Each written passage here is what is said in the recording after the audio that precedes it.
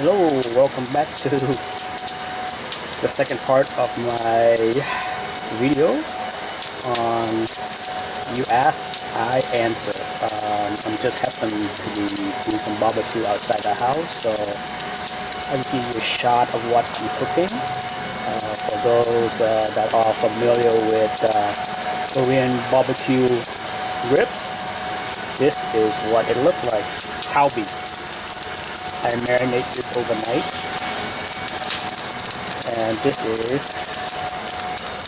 the start of the cooking process, and we're gonna have a big Korean barbecue dinner tonight for us and the guests. Hello, welcome back to the second part of my You Ask, I Answer episode, where Dr. Von Schiller, John, asked me a couple questions, and here's the second part of his question. He was curious to he was curious about the creation of the new X-Men, and whose idea was it, and whether Chris Claremont was responsible for it, as well as how did Dave Cockrum get involved in the book.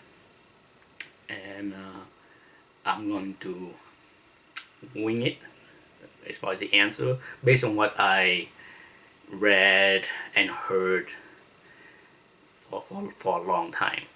I'm sure if somebody that watched this video want to go Wikipedia research, I'm sure they probably can find errors in my reasoning, as well as do another video that elaborate more on what I am about to talk. As far as the creation of the new X-Men, we had to back up a little bit for the beginning. Len Wein, I think that's how you pronounce his last name, W-E-I-N, Len Wein, one of the co-creator of Wolverine, alongside with Herb Trimpe, I'm not sure how to pronounce that last name either, and I believe John Romita Sr. The three of them corroborated and created Wolverine based on what I can remember. And one thing about, before I go further, I want to talk a little bit about Len Wein. Len Wein, in my opinion, is one of the most underappreciated writers of the Bronze Age. Okay? I mean, when people talk about the Bronze Age, the name like Roy Thomas tend to be brought up very often, and Len Wein is pretty awesome. Perhaps one of these days I will do a video on Len Wein, but he is responsible for creating a lot of awesomeness. First off, Len Wein created Wolverine along with other people, and Wolverine was, I can only guess that that character, Hulk 180, 181, was an immediate success. I think the love for that character was almost immediate. He was pretty cool looking.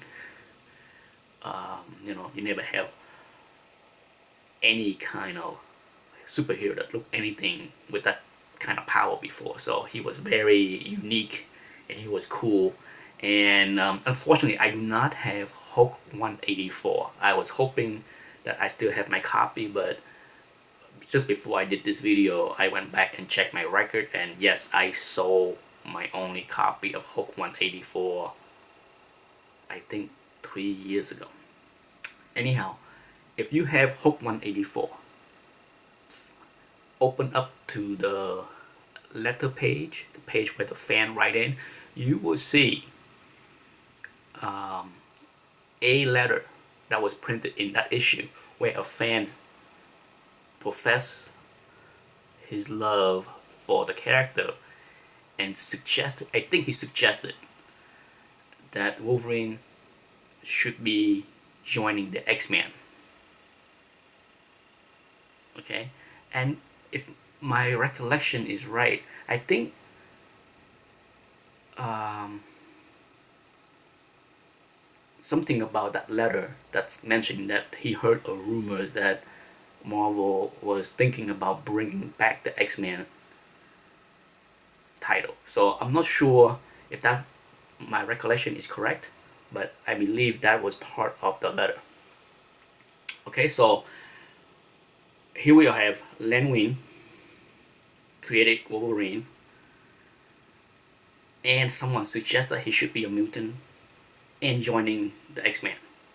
Okay, so as far as um, who was responsible for bringing the idea of let's revive the X-Men and bring it back, I have a strong hunch. Okay, I wish I can sit down in front of Roy Thomas and ask this question, but for those that lucky enough to go to a convention and have a chat with Roy, please ask him the question. Roy Thomas, just before the new X-Men was launched, was the editor-in-chief. Okay, he was the man responsible. He was Len Wein boss. Uh, and I think he is responsible for bringing the idea that let's revive the X-Men. Because, I'm sure over the years from 69 to 1974, after the X-Men was cancelled prematurely, I'm sure it's stuck in the back of, I'm guessing, it's stuck in the back of his mind that there was a missed opportunity for that title.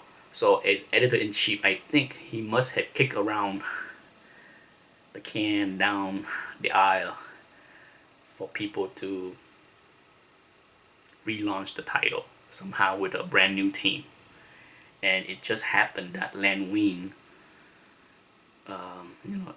came up with Wolverine, and Wolverine was well loved, well received, and fan was actually suggesting that he join the new X-Men if it's going to be relaunched.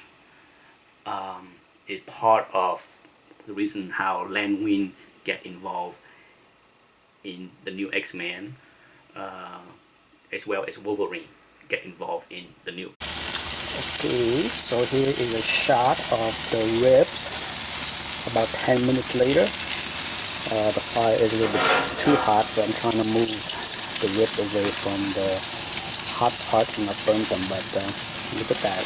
Look at how delicious they look. That's about halfway done with the cooking process. I will show you the result when it's all done. Bye. Now, the idea of relaunching the X-Men was a new team, okay? And at the time, just prior to this, in 1974, I believe Dave Cockrum got a lot of attention for his short run with the Legion of Superhero over at DC. If you have a chance to pick up a couple of Legion of Superhero over at DC, Dave Cockrum redesigned and introduced a lot of funky character with funky costume. Dave Cockrum have his own way of designing costume for his character. It's definitely very unique compared to anybody else. Okay, so I think he certainly, in my opinion, draw the attention from the power that want to relaunch the X-Men to be involved with the book, because they want someone with a fresh take that can introduce new superheroes with new costume that's different, unique, and just be part of the new X-Men. And so Dave Cockrum was brought in to work with Len Wein. Len Wein and Dave Cockrum worked together to create Nightcrawler, Storm, Colossus, and it escaped my mind now. But one more, the Indian guy, forgot his name now, but the Indian mutant that died in the early issues. So there was a whole bunch of team members that Dave Cockrum and Len Wein created, designed to be part of the team along with Wolverine. Okay, and Okay, just fresh off the grill and another batch on. There we go. Look at these. Beautiful. Delicious. If you have not had Korean Kalbi ribs before, I highly recommend it.